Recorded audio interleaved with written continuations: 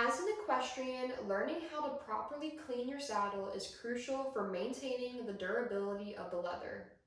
Today I'll be showing you how to properly clean and oil a Western saddle. Before you begin, you'll need to gather the necessary supplies. You will need 2 dry cloths, 1 soft sponge, liquid glycerin saddle soap, leather conditioner. I'm using golden mink oil, and a small bowl of warm water. Clean one half of the saddle first, and then you'll move on to the other.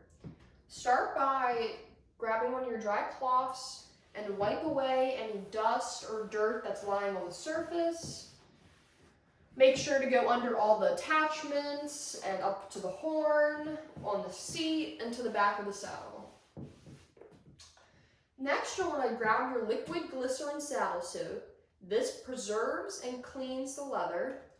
You'll want to apply an even layer onto the saddle, and you don't need much.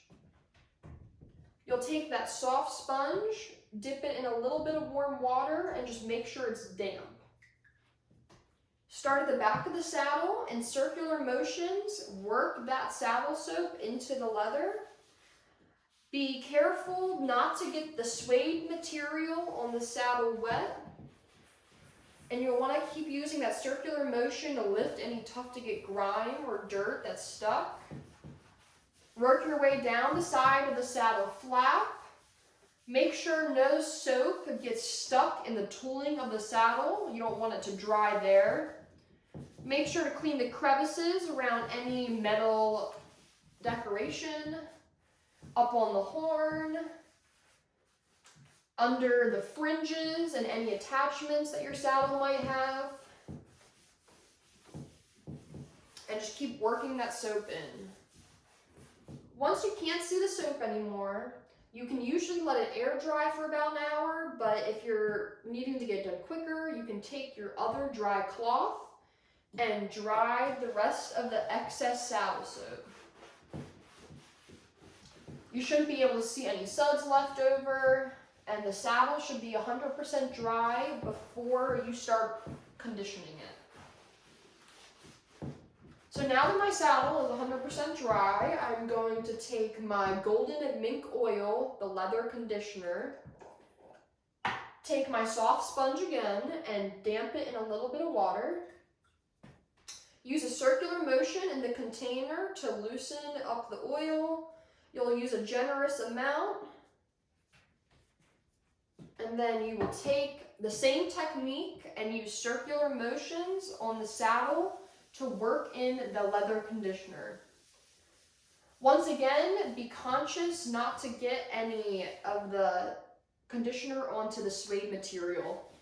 Some saddles have suede material, some saddles do not. Make sure to really clean all the metal designs and attachments.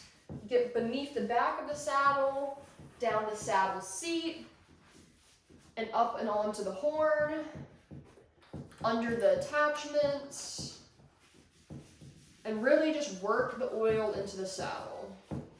This will keep the saddle from cracking and tearing. It also will hydrate the leather. Now that the oil is worked into the first side, you are going to take your saddle stand and rotate it so you can clean the next side. We're going to repeat the same process. You will grab a dry cloth, wipe away any dust or dirt that's lying on the surface. Make sure to clean under any attachments you have. You will take the saddle soap and you will apply a light layer onto the leather. Next, you will take your soft sponge, damp it once more into the bowl of warm water. Use circular motions on the leather to clean it. Make sure to clean the tooling really good to make sure there's nothing left in those crevices, around the back of the saddle, and up to the horn. All of the soap should be worked into the saddle and you should not be able to see any suds. Make sure to clean under the attachments, over them, and into any crevice that might be hard to clean. The fringes. Next, you're going to take your drying cloth and wipe away any excess soap that's left behind. Make sure this side of the saddle is 100% dry before you begin the leather conditioner. Make sure all under the attachments are dry, in between the leather creases, up and around the horn.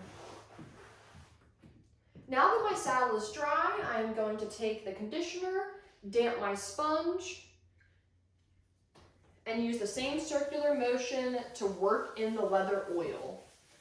This will hydrate my saddle and keep a long-lasting life for the leather.